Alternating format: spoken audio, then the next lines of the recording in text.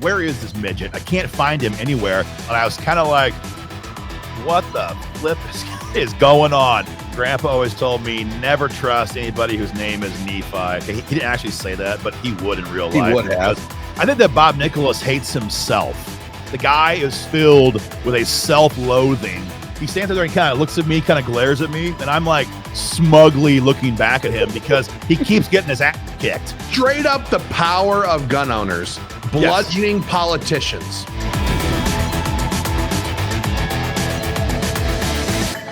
Well, Ben, usually when I do one of these like recap victory videos, I do it like 10 years after the fact. I had to spend 3 days trying to look up the roll call counts and all the details on the amendments. I thought this would probably be a good story to not wait 10 years to talk about, because what the Dorr brothers and Wyoming gun owners did just last year in Wyoming to ban red flag gun seizures is already being used as a bit of a playbook and a roadmap, as it should, by other red states that want to ban red flag gun seizures. And we're seeing imitations of this already this year. We saw Montana enacted a version of this, and I think it was last year, but it may have been this year, where Texas also went to ban red flags. But the big difference, and in my opinion, the big deficiency, is that both of those states had no penalty provisions. And so it doesn't really matter a whole lot if you pass a law on something that's controversial, like banning red flag gun seizures, if there's no penalties, because these big departments, take Texas and Austin, big liberal strongholds, if they don't have a way to be held accountable, they're just going to say, screw you and screw this law. We're going to do whatever we freaking feel like doing. And so what Wyoming did, the first in the nation to ban red flags with penalties, definitely is a roadmap for other states they should be following. Right. And that's why we're so excited to talk about this, because red flag laws, they're complex. We're going to talk about that a little bit, but the solution is also a bit complex. So when states, that's why what happened in Wyoming is so important, because we have to make sure that when other red states pass laws to ban red flags, they do the whole thing, not half of it. They don't do the easy part. They do the entire thing, like Aaron's saying, with teeth, to get this stuff done. And that's why I'm actually super, super excited about this video today. Yeah, the problem with red flags, and for those who don't know, red flag laws are pretty nasty. Someone who doesn't like you can call you into the police, and they can say this guy could be dangerous, and it could be your ex-spouse, ex-boyfriend, ex-girlfriend, neighbor, college professor, someone who doesn't like you. They go before a judge, then the cops do, and they say he could be dangerous, and the judge issues, and they always issue the seizure order, and your guns are gone. It's an ex parte hearing, which means in freaking secret. You know nothing about it. You come home from work, or back from where you were, and your front door has been knocked down or opened by force, and there's a search warrant notice in your front door. Hey, you've been red flagged. We got your guns. And we now have about, I think it's 13 states, Ben, that have enacted some version of red flags. And the problem is, it's not just blue states like Colorado.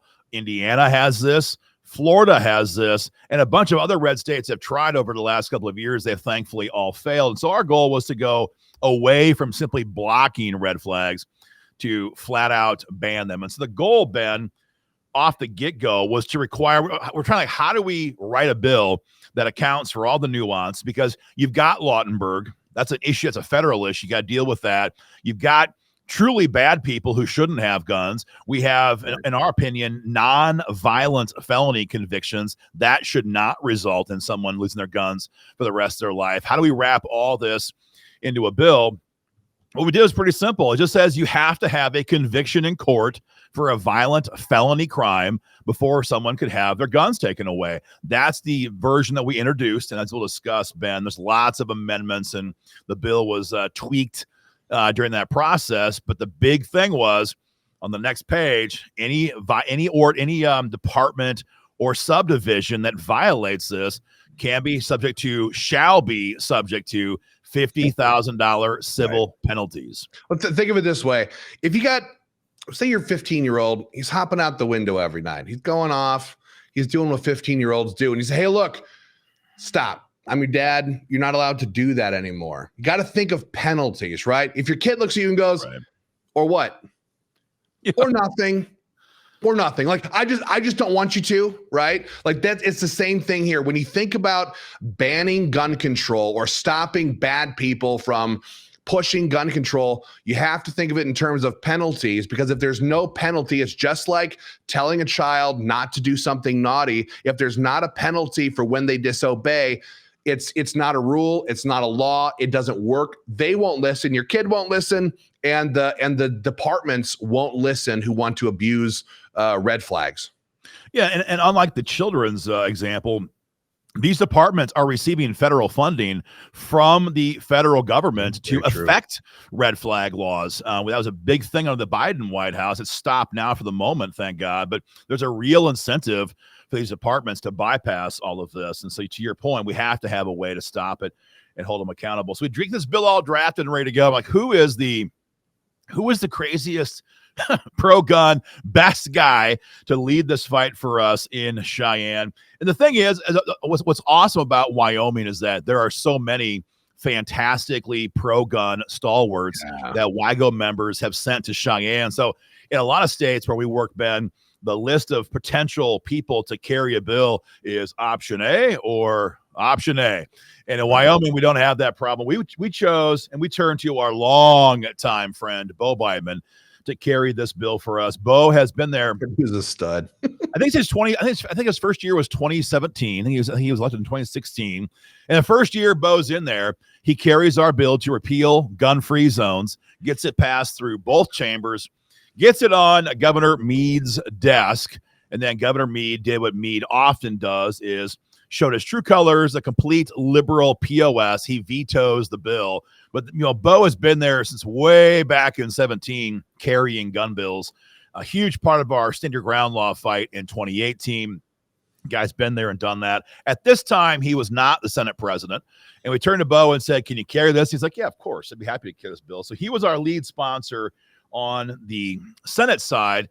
And I think what's kind of important to note, Ben, is just the context here, the timeline, because WYGO had been kind of in a bit of a state of limbo for a little while as to how much we could screw with people in the elections. Because as everyone knows, we got into a major throwdown with Ed Buchanan, Secretary of State Ed Buchanan, in 2020, demanded all of our donors because of this ridiculous new campaign finance law.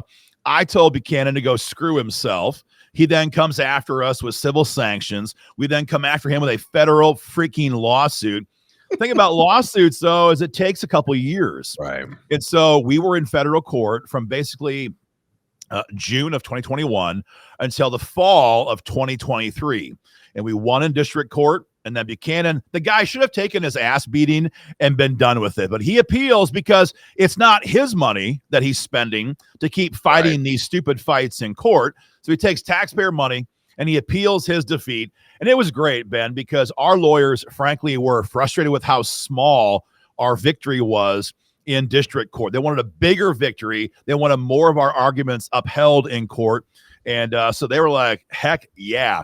In fact, we cross-appealed to make sure the state could not withdraw their appeal, because we're like, man, if these guys look at what they've done, like, they might withdraw the appeal. So we locked them in so they could never back out. So we had just won this massive freaking victory in federal court, and everyone now knew in Cheyenne that WYGO is totally back in the F 'em up business if they vote wrong on a gun bill in Cheyenne. And so they all knew it. They all knew we were ready to rock and roll, and we had all the legal protection we had to have. And so anybody who voted the wrong way on that gun bill was going to be held accountable. That's what WYGO does. And again, we're fresh off of this huge court victory. Ben, sometimes you have to go to court just to deal with stuff to protect your ability to do your job. Yeah, absolutely. I mean, I work in Minnesota a lot, and we're currently neck deep in a lawsuit against Tim Walz and Keith Ellison and the Campaign Finance Board, who are doing a very similar thing. See, It's amazing.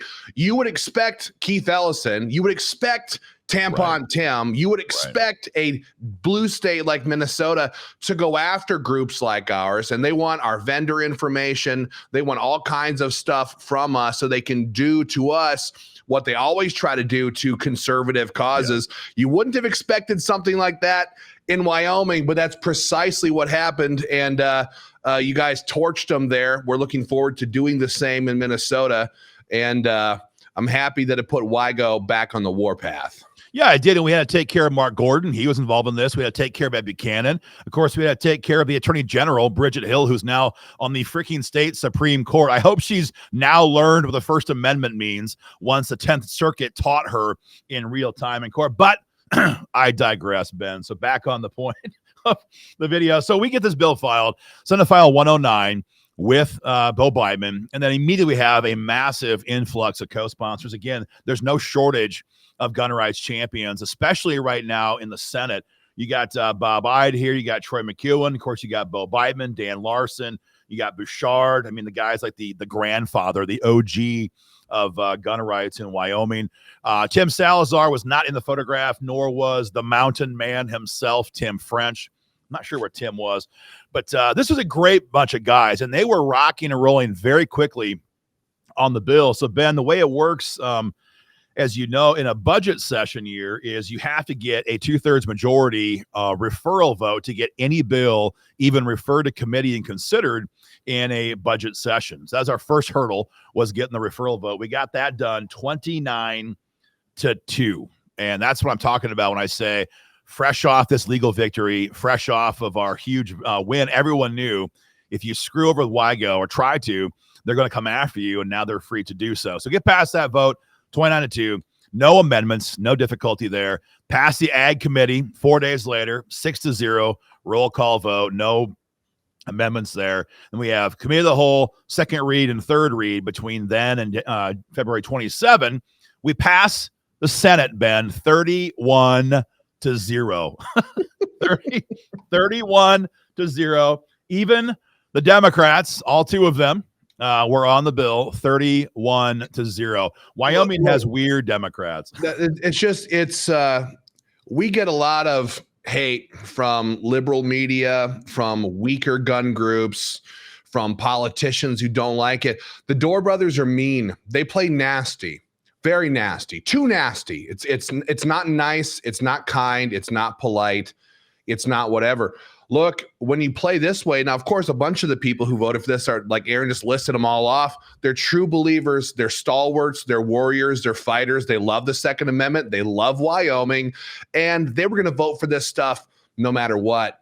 But the rest of them voted for this out of pure fear of Wyoming gun owners, the Dorr brothers, and the tactics that we employ to get big wins for the Second Amendment and for gun owners. And again, this is a Wyoming story, but this is repeated over and over in lots of places where we work, where politicians who don't like us, they don't like the Second Amendment, they would rather not vote for this bill, do simply because of the tactics of the Dorr brothers that we employ. So 31-0 is absolutely astounding. It's ridiculous. Like, normally you get, when every single member of a chamber votes for something, it's usually like, hey, little, Cindy Lou up in the gallery, survived cancer, and we would like to make today the honorary day to honor Cindy Lou. And then everybody votes for it, and they all stand up and clap. You don't get 31-0 on a bill to ban gun control anywhere.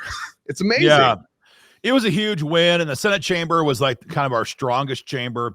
And, Beitman did a fantastic job. He's been there and done that for a long time. Now we jump over to the House side, and we have Ben Hornock. That's a photograph here. This is Ben Hornock. He's our sponsor over in the House. Did a great job with this. He's a contractor by trade, and he led this entire fight on the House side. And of course, the House chamber at that time, you got Speaker Albert Summers, who, thank God, is no longer in the legislature at all. And he immediately assigns this to the House Travel Committee in late February. Travel committee is chaired by Sandy Newsom, long-time WYGO enemy, long-time gun rights enemy, long-time freedom enemy. And honestly, I got to be honest, I was shocked. She ran one amendment on it. Wasn't that big of a deal. And I was kind of like, what the flip is going on? But it wasn't that bad. That was on March 1st of that year. Then stuff began to go absolutely sideways, because now the entire lobby knows that this bill is likely moving all the way through. It's passed that chamber 31-0. It's got tons of momentum. We got past committee 8-1. We had one Democrat who was a no vote. This bill is definitely moving, because if Summers didn't want the bill to be voted on, he wouldn't refer it to a committee. It's a budget session. It's easy to say there's not enough time. This issue requires more deliberative thought in the interim committee process, all this crap. So it was pretty obvious it was moving. And so all of a sudden, after committee vote on March 1st, for like 4 or 5 days there was a tremendous amount of crap happening in the Capitol, where lobby were trying to weaken this bill dramatically with amendments. We did a video recently, Ben, you weren't on that one, but we did a video recently about the National Shooting Sports Foundation and their lobbyist here in Wyoming, Nephi Cole. You know, and I don't know, Ben, if you remember this, but Grandpa always told me never trust anybody whose name is Nephi. Okay, he didn't actually say that, but he would in real life. He would have. Look at this guy. Look at this guy. So Nephi Cole, former legislative director for Matt Mead, gets a job with NSSF, against the National Shooting Sports Foundation. And it's key to remember their job is not to protect gun rights. They don't care about freedom. They care about retailers. And a retailer's job is to make money. No problem with that. Yeah. But their job then is to make the handcuffs that we have to all wear to buy a gun easier to fit into. That's always been NSSF's job. And Nephi Cole is no example. So Nephi, who did nothing to draft the bill, who did nothing to help with the bill get past the Senate, did nothing to help get the bill past the House committee, all of a sudden is walking the Capitol, passing out a paper he wrote, outlining all the problems with the bill SF 109 to ban red flags. I've known this cat since 2018. And he's a very small guy. I'm a very big guy. He looks up to me every time we walk past each other in the hallway. He could have come and found me anytime he wanted to, but instead, he's trying intentionally to sabotage this bill. And in particular, people need to catch this. It's so important. In particular, Nephi Cole wanted to say that SF 109, the bill to ban red flag laws, would not apply to anybody who was subject to the National Gun Control Act of 1964. He wants to literally put the Gun Control Act of 1964 into the code in Wyoming. And I'm hearing about this. I'm trying to, where is this midget? I can't find him anywhere. And then finally, one of my friends in the house hands me this email. And you can see it. Now, it's kind of hard to see. The very bottom, the last word is where it begins. The very bottom of this page. And I'll jump to the next page here. Top of the page now. You could reference 18 USC 922G or the Gun Control Act of 1968 if necessary. And so we now have the National Shooting Sports Foundation trying to codify gun control into this bill. So I have a little confrontation. You can see the bottom, it's signed Nephi Cole, Director, Government Relations, State Affairs, National Shooting Sports Foundation. So he and I have a very difficult for him conversation in the rotunda about what was going to happen to his career track if he did not immediately withdraw this effort. He says that he would. In fact, Ben, he tried to get this paper out of my hand. he said, to keep it. You can see across the bottom, this is a protected attorney-client work product. I was like, well, if it's protected, you shouldn't be passing out of the whole damn house trying to weaken our bills. So I said, if you want to try and take it from me by force, be my guest, but I'm not giving you this document back anymore. It's like part of the lesson here is gun owners have to know that just because a group has the words gun or owners or America or national shooting this sports, just because groups share acronyms and share names like Wyoming gun owners, just because you have similar words, you cannot just assume that that person that group has somebody at the Capitol who's advocating for what you want. Because this is straight up, this is NSSF, straight up pushing gun control. But if you're a gun owner and you hear, yeah, the National Shooting Sports Foundation is up at the Capitol and they're pushing for legislation, your brain might immediately go, oh, they're doing something good for, I'm a gun owner, I support this, and they must too. No, you have to know what people are doing and what they're not doing. While WYGO is pushing a bill to ban red flag laws, which is what we should do, what they did do, NSSF is up there trying to pass gun control, not Moms Demand Action, not Every Town for Gun Safety, Nephi Cole with NSSF. Got to be aware of that stuff. And of course, everyone in Wyoming probably knows, but in case you've forgotten, this is the same Nephi Cole, the same NSSF who tried to pass Fix NICS, a version of Red Flag Gun Seizures itself. Back in 2019, 2020, we destroyed the bill. And frankly, I think every single legislator who co-sponsored that bill lost their 2020 primaries. So I have, in fact, been on multiple occasions gone back to Nephi and tongue-in-cheek said, can you please reintroduce the bill to fix NICS and pass red flags here? Because, gosh, I have some targets I'd love to have with a bigger bullseye on their back. So far has not happened. But again, done by a supposedly, gun rights organization. So we get past committee. Nephi Cole realizes he has a come to Jesus moment. That amendment disappears. We go to the floor for, I think the first vote was like March 5 or something like that.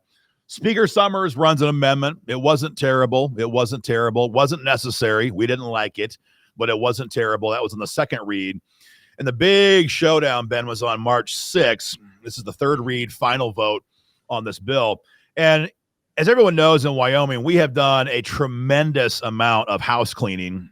Oh, that's a good pun. House cleaning in the primary elections here in Wyoming over the last, now it's been, 2020, 3 election cycles. So there are now dozens of trash ball, rhino, establishment hack Republicans who would be Democrats in any other state, who were always enemies to our gun rights, who've now been removed from office via the primaries. It's a whole new world here now in Wyoming. Yeah, one of the people. I was going to say that, like, when you showed that picture of your the crew from the Senate, it's like it did not used to be that way. No, The Capitol was not full of patriots, and gun owners in Wyoming have done that. And WYGO primaries, just like you said, it's been big. One of the few people who have gotten away, who have still not been removed by gun owners, is the biggest trash ball in the House to date, Bob Nicholas. Everyone knows that Bob Nicholas is complete trash. The guy, honestly, I used to just kind of like low grade hate him, but Ben, now I think that Bob Nicholas hates himself. The guy is filled with a self-loathing that he seems to hate himself, and he is hell-bent to destroy everything that comes across the House floor. And if he can't stop it, his goal is to weaken it so much as to make it virtually unworthy of even becoming a law in the first place. So we knew there was a floor fight coming. We knew it was going to be Bob Nicholas. We just didn't know how many amendments Bob was going to file. And Ben, I check on my phone, heading up to the gallery. We have 5 amendments now added to the bill. 5 flipping amendments. And this is we got a picture of Bob. Here's old Bobby Nicholas. I can't zoom in any more than that, but the guy literally just hates himself. It's just a disgusting. There is no excuse for Bob Nicholas being a Republican in Wyoming. It's a sad, sad fact that he still is allowed to masquerade as one. Nicholas files 5 amendments. The first amendment wasn't horrible.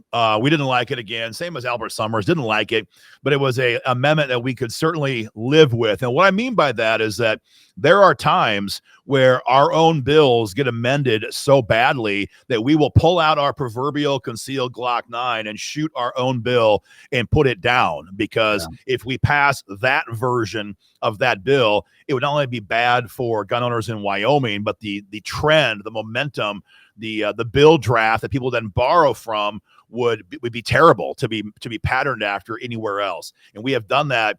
It's a sad thing to do. We've done that many times in the past, both in Wyoming with SEPA, for example, and in other states. This Right. amendment wasn't quite that bad. Go ahead, Ben. Yeah, well, and then the response that sometimes is some of these other weaker groups and politicians will straight up lie to gun owners. Just like, look you in the eye, I'm going to straight up lie. And they'll say things like, WYGO opposes, X, Y, or Z, this great pro-gun bill, or this group, they oppose constitutional carry, or whatever the list is, because these politicians watered it down so bad that it became the opposite of what it was supposed to be. And you don't pass, some gun groups do this, but we don't pass watered down garbage just to be able to tell gun owners that we got to win. They either pass the thing that gun owners actually want and need, or we pull the bill if they water it down that hard and try again. But some people like to lie about it and claim that there's some sort of opposition from the Dorr brothers on pro-gun bills. But no, it's what the politicians keep doing that forces us in these situations from time to time. Yeah, honestly, I mean, one of the big things that separates, WYGO from some other organizations is that we actually have an election program. So if you want to F us over in Cheyenne with our bill, that's fine. We will certainly be in your district in the next election year to come after you. And so that's how this has worked, where most of these people stopped trying to attack our bills because they've learned by watching dozens and dozens of their friends be removed from office. But again, Bob Nicholas, he is an exception. So Bob files 5 amendments. First one's okay-ish. The second amendment, that's a horrible pun, Ben. The second amendment that he files onto this gun bill would take the bill, SF 109, which is, again, designed to ban red flag gun seizures in Wyoming forever. And he says, except any federal red flag gun seizure laws. So, yes, we shouldn't enforce state-level red flags, but we should have Wyoming cops enforcing federal red flag gun seizure laws. And again, this is during the Biden administration. So there is a very real risk of a federal red flag law being passed either through Congress or by executive order, some weird version of that. And so his first amendment here would then gut it by allowing the bill to exempt federal red flag laws. Ben, that amendment died hard. And by hard, I mean 50-10. So that amendment went down really hard. And honestly, I'm in the gallery now, and the Senate had just adjourned for the night. And I'm like text like a Mad Hatter on my phone to all of our band of brothers, so to speak, over on the Senate side. Like, you have got to come over here and watch this freaking showdown. Either we're going to get our butts stomped or we're going to crush them all. Either way, it's going to be epic. And so my guys are all coming over now, some of my best friends. Nicholas then runs an amendment that would then let law enforcement enforce all judicial red flag laws. So I guess what that meant was, if it's executive orders, you can't enforce those. If it's legislative, we can't enforce those. But if the court says that we have to do it, well, then we're going to have to do it. It's just like that defeats the entire purpose of the bill. Isn't that where most of the red flag orders all of them. Yes. And of course, he knew that, obviously. So, and one of the things you're doing, what you're doing up there in the chamber, in the gallery, when this happens, is because, some folks know this, some folks don't. You're supposed to be the subject matter expert on your bill. That's what lobbyists do. They're there to talk about the bill, educate folks on the bill, and make sure folks have the information that especially includes during floor action. So people are always accusing me, Ben, and you too. You're telling these people what to say. No kidding. So you're sitting here hearing these arguments. I'm trying to type with all my thumbs as fast as I can to give a rebuttal. And I'm also texting my friends over the Senate chamber, like, you got to get over here. This is happening. And that amendment goes down hard because Ben Hornock continued to fire back both barrels, dies 40-21. So it wasn't quite the same margin we had with the other one, but hey, we'll take it. The next amendment then would remove the section that we had in the bill that prohibited the use of Wyoming tax dollars, to enforce any version of red flag laws. And we have to make sure that they can't find a way to reappropriate funds through some task force or some joint program somewhere to try to circumvent the law and give somebody else assets and money to enforce a version of red flags. So Bob Nicholas runs the amendment to gut that section of the bill.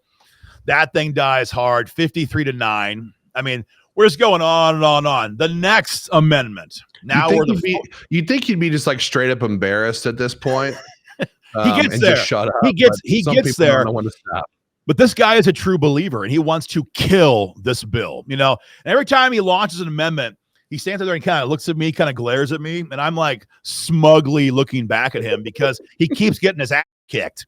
53-9, 51-10. Like it's going to be a bloodbath for him on the House floor. This is straight up the power of gun owners bludgeoning politicians. Yep. When all the time it is politicians bludgeoning gun owners. Like these stories only happen in this setting with these tactics, with what went down with champions inside and groups hammering outside. Watching these amendments just die one after the other just shows the power of gun owners in the state of Wyoming and the program that you were running, Aaron. I'm sitting there trying to see Wyoming has these awesome sheets at the chamber doors on both chambers, House and Senate, a list of everybody's name. And you can put your bill number in there, the amendment number in there, the date and the time. And you can do your own manual checklist. You can keep track of who votes. Well, I love the sheets that we get to use in Cheyenne. So I'm trying to like track all this. And all I know is that Bob is getting his ass kicked time after time after time. And the numbers are getting better, not worse. His next amendment then would gut the entire penalty section altogether because Nicholas knew what we know, and that is if you have a law like this that bans red flags with no penalties, Cheyenne PD and some of the other bigger areas, and certainly anybody on the Tetons, they would violate this law in a heartbeat. He runs the amendment, and he gets his butt kicked 51-9. And then some really funny stuff begins to happen, Ben, because it's obvious what they're afraid of. Here's a picture. Someone took this of me, and it was not one of my friends. It was not one of my friends.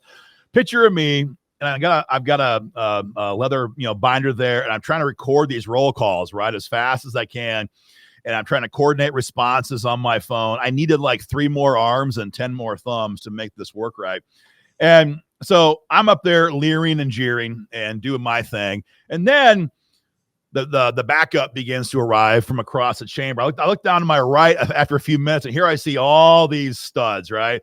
So there you got Dan Larson, and then you got Anthony Bouchard, and then you got Bob Ide, and you got Bo Biteman, and there's at least 1 or 2 other senators who showed up after this photograph was taken. Salazar was there for a little bit. Like, this is like the A-team, of gun politics, certainly from the Senate, and they're all looking down saying, "You SOBs, we passed this 31-0 with no harmful amendments. Don't you dare F this up," And so amendment after amendment after amendment. And because of this photograph right here, Ben, where I'm sitting here recording all these votes, Dan Zwanitzer, a very, very light in the loafers individual. Everyone knows this. He's very open about his sexual perversions. Dan Zwanitzer gets on the House floor and files an official protest against me for the action, the harmful actions of what was I doing? I was recording the yeses and the nos. Watch this 1 minute long video. It's hilarious. Representative Zwanitzer Dan. Thank you, Mr. Speaker Pro Tem. Under House Rule 8-5, I would like to issue. I gotta hit pause. Listen to the lisp. Listen to the lisp, and you'll know exactly what I'm talking about. He doesn't seem very Wyoming. Test of the House.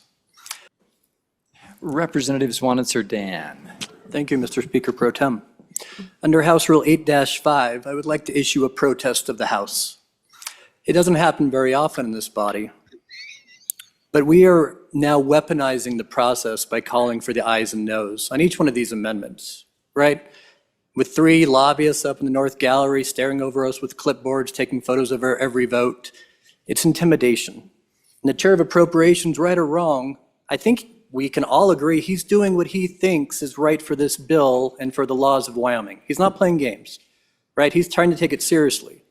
And so continuing to weaponize by calling for the ayes and noes, I think is just inappropriate, and I would like to issue a protest of the House to be entered in the journal. For those of you new to the process, it doesn't have any force or rule of law, but I do think it's important that we restore some civility to this institution and not weaponize it against our own members. Thank you. Representative Zwanitzer, pursuant to Rule 8-5, your protest will be entered in the journal. Man, it was amazing, hilarious to sit there. And I hold my leather portfolio. I got it right here, actually. I hold this sucker up high and I'm waving it, getting all these amendments, And of course, I didn't even have to. It's all online. No. I just like to have a hard copy.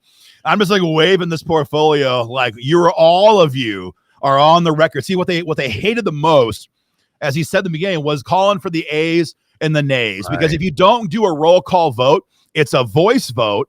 And then you have no way to actually prove who tried to screw you on the amendment. So every freaking time Bob Nicholas ran an amendment, every time Hornock and I were texting him like, man, roll call this SOB, roll call it, roll call it, roll call it. And Bob's like, got it. And every freaking time he roll calls these things, we have all these guys on the record. So at this point now, it's getting a little bit painful for poor Bob.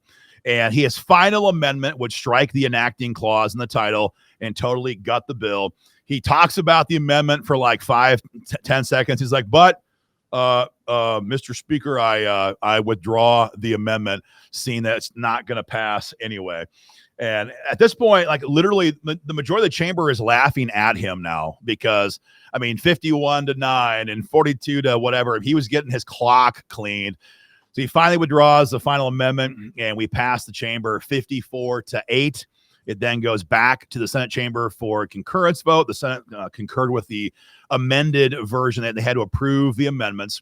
It goes on to Governor Gordon, who shockingly did not veto this gun bill. He's vetoed gun-free zone repeals. He's vetoed the Second Amendment Preservation Act, but he had to have a couple of bills to campaign on. So he did sign SF 109 into law on March 22 of 2024. So a massive victory. And again, a complete one in the sense that we retained the penalty section, the all important penalty section into the law. Went out that night. There are a couple great restaurants. I can't help but use this photograph. Bennett cracks me up. But these are some of the guys who were laying it on the line in this battle all session long. You got Tim Salazar on the right. You got myself, and you got Bo Beitman. You got Anthony Bouchard. He is now out of the Senate, which is a very sad thing. He is, again, the OG in the fight for gun rights in Wyoming. These guys fought like hell. Ben Hornock, where's he at? Ben Hornock fought like hell. Ben lost his primary in 2024, not over this issue, but Ben did a great job in this whole fight. But again, the main credit always goes to the members of WYGO, because when they look up at me in the gallery, Ben, and they're just terrified of me. Yeah. I don't have a lot of voting power, in Wyoming, but WYGO members who I get the pleasure of representing are lethal. They're lethal in primaries. They've proven that time and time and time again, even after the entire state apparatus tries to silence us. We beat them in federal court, and we're right back in the business of getting guys on the record and running nasty primary election programs that happened again just last year. In fact, Ben, Clark Stith, who was, where's this video? Hold on a minute. I'm going to get it for you. So when Dan Zwanzer here, he files his protest. He lost his primary last year.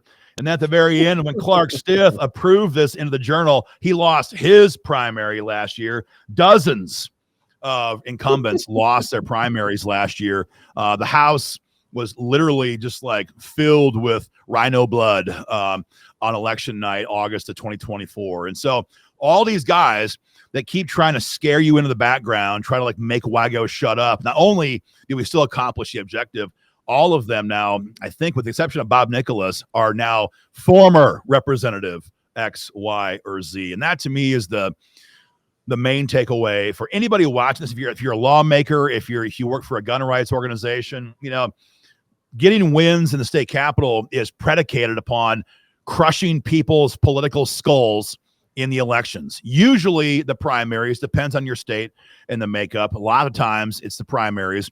And then once you accomplish that, you've already got half of the objective accomplished before the gavel even slams in your state capitol in January. And then the main thing is you cannot be a putz who signs off on all these harmful amendments. If we did that, our bill would have passed, but it would have been impotent.